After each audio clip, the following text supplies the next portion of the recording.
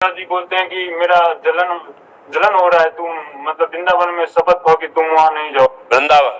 हाँ हाँ, क्या बोले आप? हाँ, ऐसे माता पिता के बच्चे जो बिगड़ते चले जाते तो वो सब। लेकिन महाराज जी, आपके सत्संग से सकारात्मक प्रभाव है। वो मेरी बिटिया है, स्कूल में हम पिछली बार कुछ ऐसा था कि इसने मुझे आते ही रिपोर्ट किया कि क्लास में ऐसा होता है, और वो मैं उसके साहस की आपके सत्संग से आया महाराज। हम इसीलिए बच्चों से प्रार्थना करते, जैसे स्कूल के बच्चे आते हैं, कि अपने मम्मी पापा को फ्रेंड की तरह, दोस्ती की तरह उनसे बात करो। बिल्कुल डरने की जरूरत नहीं। हमारे पापा है, हमारी मम्मी है यार, वो हमें बहुत डांट सकते हैं, लेकिन वो सीरियस मैटर को वो समझ सकते हैं। हमारे बड़े जन हैं, वो हमें संभाल सकते हैं, हमें बचा सकते हैं। अगर ऐसा नहीं तो अब देखो, वो पिता जो सतमार्ग में जाने के लिए कह रहा कसम खाओ, सतमार्ग के लिए असत मार्ग के लिए कसम खानी चाहिए। बेटा कसम खाओ कि ऐसे गंदे बच्चों का संग नहीं करोगे, जो शराब पीते हैं, जो व्यभिचार करते हैं, जो ऐसे वो यही तो समस्या है कि माता पिता अगर चरित्रहीन है तो कैसे संभाल पाएंगे बच्चों को। वही हाल हो रहा ना, हाँ,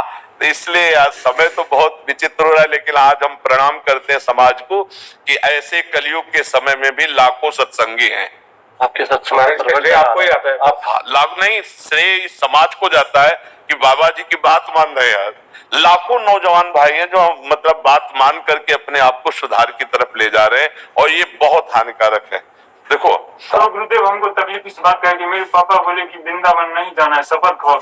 अब हमको आने का मन होगा तो ये शपथ तोड़ देंगे। बिल्कुल तोड़ देना तुम, ये गंदी बात की शपथ नहीं मानी जाती है। हम पापा सन कर देते तब उनको बोलता ये सब होता है। जब आपका सत्संग सुन के सुधार कर दिए, मतलब फिसल गए। यार पता नहीं तुम यार पूर्व जन्म कैसे भजनानंदी आदमी हो कि ऐसी जगह जन्म लिए। नहीं तो देखो मतलब बहुत विरोधी बात है। तुम इतने सज्जनता की तरफ बढ़ रहे हो, तो माता पिता को सुख होना चाहिए। बाबा जी बनने के लिए नहीं हम कह रहे, लेकिन सज्जनता तो होनी चाहिए ना। गंदे आचरण नहीं होने चाहिए। गंदे आचरण हो चुके हैं, उसका बिल्कुल। कपड़ा गंदा हो जाए तो क्या साबुन नहीं है क्या धोने के लिए? लेकिन सत्संग सुनने के बाद भी अगर फिसल गए तो फिर भी चिंता मत करो। कुश्ती लड़ने वाला ही दांव में चूकता है, फिर हम आगे तैयार होंगे। कमजोरी नहीं, 1000 बार गिर जाओ तो भी तैयार हो जाना है। चिंता गलाई जा रहा है हमको। नहीं, चिंता मत कर यार, नाम जप कर। बुत्सा संपन्न वदीर्घ सूत्रम क्रिया विदेज्ञम व्यसन स्वशक्तम सूरम कृतज्ञम दृढ़ सौहृदंच।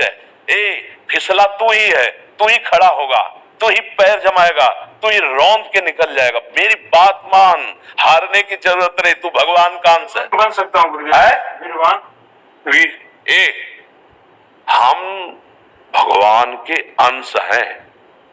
चिनगारी, अगर सही ढंग से चिनगारी को सजाया जाए फूस डाल के, तो ज्वाला बनने में देर लगेगी क्या?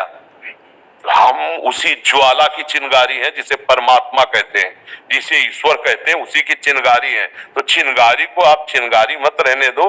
अगर चिनगारी एक बूंद पानी से बुझ सकती है, तो चिनगारी को अनुकूल अगर फूस मिल जाए तो ज्वाला बनने में देर नहीं लगेगी। ये तो चिंता मत कर। बस गंदे दृश्य देखना बंद कर मोबाइल से, और गंदी हरकत करना बंद कर, और दंड बैठक मार, 2-3 किलोमीटर दौड़, सात्विक भोजन कर, सत्संग सुन, नाम जप कर, देख तेरे जीवन में प्रकाश आता है। जब आपका सत्संग सुनते हैं तो मेरी माँ बोलती है मोबाइल ही फोड़ देंगे। मोबाइल फोड़ देंगे? हाँ तो सुन, अब हम उसका उपाय बता रहे हैं।